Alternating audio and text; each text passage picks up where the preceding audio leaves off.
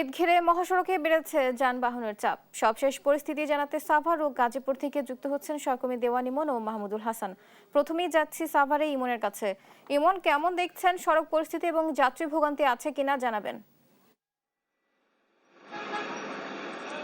বুবলি, আমরা 40 মিনিট আগে নবীনগর থেকে বাইপাইলের উদ্দেশ্যে সংবাদ সম্মেলনের জন্য বেরিয়েছিলাম। তবে একই স্থানে এই 40 মিনিট সময় অতিবাহিত হয়েছে। আমি এই মুহূর্তে রয়েছি আশুলিয়ার পল্লী বিদ্যুৎ এলাকায়। এখানকার সড়ক পরিস্থিতিটি যদি দেখায় যে পুরো সড়কটি কিন্তু যানবাহনে এখন একেবারেই পরিপূর্ণ। কোনো পরিবহনই কিন্তু যে নড়াচড়ার যে সুযোগ সেটিও পর্যন্ত নেই। দেখতে পাচ্ছেন যে পুরো সড়কটি কিন্তু যানবাহনের দীর্ঘ সারি, এবং এই প্রায় 5 কিলোমিটার এলাকায় পুরোটাই এখন যানজট লেগে আছে। এবং সকাল থেকে আমরা ছিলাম এই নবীনগর এলাকায়, সেখানে দেখেছি যে শিল্পাঞ্চলের কারখানাগুলো ছুটি হওয়ার কারণে কিন্তু সকল যারা যারা এই শিল্পাঞ্চলের শ্রমজীবী মানুষ, তারা কিন্তু এখন তাদের এই নারী টানে বাড়ি ফেরার জন্য কিন্তু মহাসড়কে গিয়ে তারা অপেক্ষা করছেন। এবং তারা তাদের যে নির্দিষ্ট পরিবহনটি না পাওয়ার কারণে কিন্তু দীর্ঘ সময় তাদের অপেক্ষা করতে হচ্ছে সড়কে। এবং অনেকে দেখতে পাচ্ছি যে পণ্যবাহিনী বিভিন্ন ট্রাক, পিক আপ, সেগুলোতে করে কিন্তু তারা তাদের যেই বাড়ির উদ্দেশ্যে রওনা সেটি কিন্তু হয়েছেন। এবং এখন যেখানে রয়েছি আমরা, এখানে দেখতে পাচ্ছি যে শত শত পরিবহন কিন্তু এই যানজটে আটকে আছে। বাইপাইল থেকে নবীনগর পর্যন্ত যে সড়কটি, পুরো সড়কটি এখন বলা চলেতে একবার স্থবির হয়ে পড়েছে। গাড়ি কোনোভাবেই এগিয়ে যেতে পারছে না উত্তরবঙ্গের দিকে। আমরা কিছুক্ষণ আগে ঢাকার যে মহাসড়কে ছিলাম, সেখানেও দেখেছি একই চিত্র। এই যানজটের মূল কারণই হচ্ছে যে যেই সমস্ত জায়গা থেকে যাত্রীরা ওঠানামা করছে, সেই স্থানটিতে দীর্ঘ সময় কিছু পরিবহন আটকে কিন্তু তারা তাদের যে যাত্রী সেটিকে তোলার কারণেই কিন্তু এই যানজটের সৃষ্টি হয়েছে। এখানে দেখতে পাচ্ছি যে ট্রাফিক ব্যবস্থা একেবারেই অচল হয়ে পড়েছে এই সড়কটিতে, যে কারণে দুর্ভোগ ঘন্টার পর ঘন্টা কিন্তু মানুষ এই সড়কে তারা এই যে ঈদযাত্রা, সেখানে কিন্তু তাদেরকে ঘন্টার পর ঘন্টা সময় অতিবাহিত করতে হচ্ছে একই স্থানে। এবং এর ফলে কিন্তু চরম দুর্ভোগ পোহাচ্ছেন এই শিল্পাঞ্চল ছেড়ে যারা বাড়ির উদ্দেশ্যে রওনা হয়েছেন সেই মানুষগুলো। ট্রাফিক পুলিশ যেটি বলছে যে তারা তাদের সাধ্য অনুযায়ী কাজ করছেন, তবে একসঙ্গে সকল কলকারখানা ছুটি ঘোষণা করায় যে সড়কে যে পরিমাণ মানুষের চাপ বেড়েছে, যে পরিমাণ যানবাহনের চাপ বেড়েছে, তারা সব চেষ্টা করেও কিন্তু এই যানজট নিরসনে তারা কিন্তু তাদের বেগ পেতে হচ্ছে। আমরা দেখি যে পুলিশ সদস্যদের সাথে কিন্তু সেনাবাহিনীর সদস্যরাও নিয়োজিত রয়েছেন এবং বিভিন্ন উদ্যোগ তারা নিয়েছেন, তবে কোনো কিছুই যেন কাজে আসছে না। যানজটের যে ভোগান্তি সেটি কিন্তু ঘরমুখ মানুষের পোহাতে হচ্ছে, এবং এই দুর্ভোগ থেকে কখন এই দুর্ভোগ শেষ হবে সেটিও বলা যাচ্ছে না। কারণ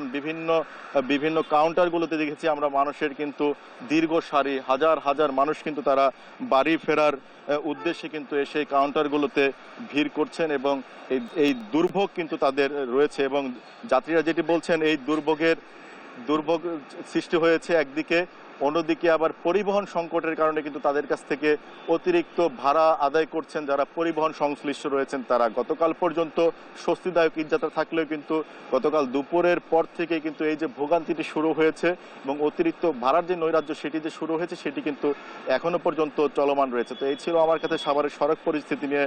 সর্বশেষ চলে যাব গাজীপুরে, সেখানে সহকর্মী মাহমুদুল হাসান তো আরো তথ্য নিয়ে এই বিষয়ে অপেক্ষা করছেন। মাহমুদুল, জানাবেন সেখানকার সড়ক পরিস্থিতির কি চিত্র দেখছেন আপনি? ধন্যবাদ ইমন, আপনি যেমনটি বলছিলেন সাভারের মতো গাজীপুরের অবস্থা কিন্তু একই চিত্র। আমি এই মুহূর্তে দাঁড়িয়ে আছি উত্তরবঙ্গ অর্থাৎ 26 জেলার যে প্রবেশ মুখ চন্দ্রাবরে, এবং আপনারা দেখছেন যে যানবাহন কিন্তু এখনটা কিছুটা উত্তরবঙ্গের দিকে এগিয়ে চলেছে। কিছুক্ষণ আগে যে চিত্রটি দেখিয়েছি যে যানবাহন কিন্তু একেবারে থেমে থেমে চলছিল, সেই গতি কিন্তু কিছুটা বেড়ে গিয়েছে। অর্থাৎ আগের তুলনায় এখন পরিবহনের চাপ কিছুটা কমছে এগিয়ে যাওয়ার ফলে। এবং আরেকটি গুরুত্বপূর্ণ তথ্য দিয়ে রাখি, সেটি হচ্ছে এখানে ট্রাফিক পুলিশ বা হাইওয়ে পুলিশ তারা কিন্তু লেন পরিবর্তনের জন্য চালকদের কাছ থেকে অতিরিক্ত সুবিধা নিচ্ছে, অর্থ নিয়ে তাদেরকে লেন পরিবর্তনের সুযোগ দিচ্ছে। বিশেষ করে মোটরসাইকেল ঢুকতে না দিয়ে অটোরিকশা ঢুকতে দেওয়া হচ্ছিল, এবং সেই ভিডিও ধারণ করতে গিয়ে কিন্তু আমাদের একজন সহকর্মীকে পুলিশ গায়ে হাত তোলে। এছাড়া যদি বলি আজকে গাজীপুরে শিল্প কারখানার মধ্যে শেষ ধাপে অর্থাৎ চতুর্থ ধাপে 833টি কারখানা ছুটি হবে এবং এই কারখানার শ্রমিকরা যখন রাস্তায় নেমে আসবে তখন কিছুটা যানজট বেড়ে যাওয়ার কিন্তু আশঙ্কা করা হচ্ছে।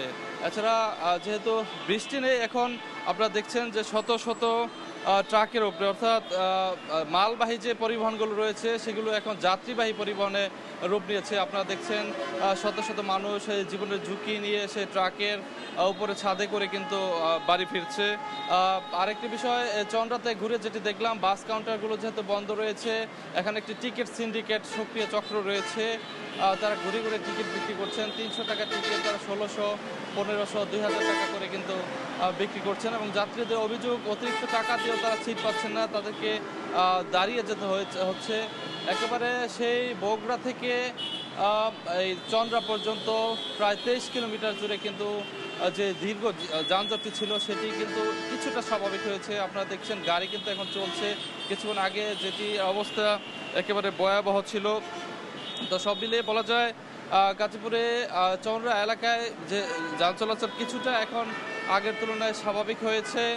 বেলা বাড়ার সঙ্গে সঙ্গে যেহেতু গার্মেন্টস ছুটি হবে 833টি, বেলা বাড়ার সঙ্গে সঙ্গে হয়তো সেই চাপ কিছুটা বাড়বে। তবে যাত্রীদের যে অভিযোগ যে অতিরিক্ত ভাড়া নেওয়া হচ্ছে এবং পুলিশ পরিবহনের কাছ থেকে চাঁদা আদায় করছে, এই বিষয়টি দেখার জন্য সরকারের প্রতি তারা আহ্বান জানিয়েছেন। তো গাজীপুরের চন্দ্রা থেকে এই ছিল বুবলি।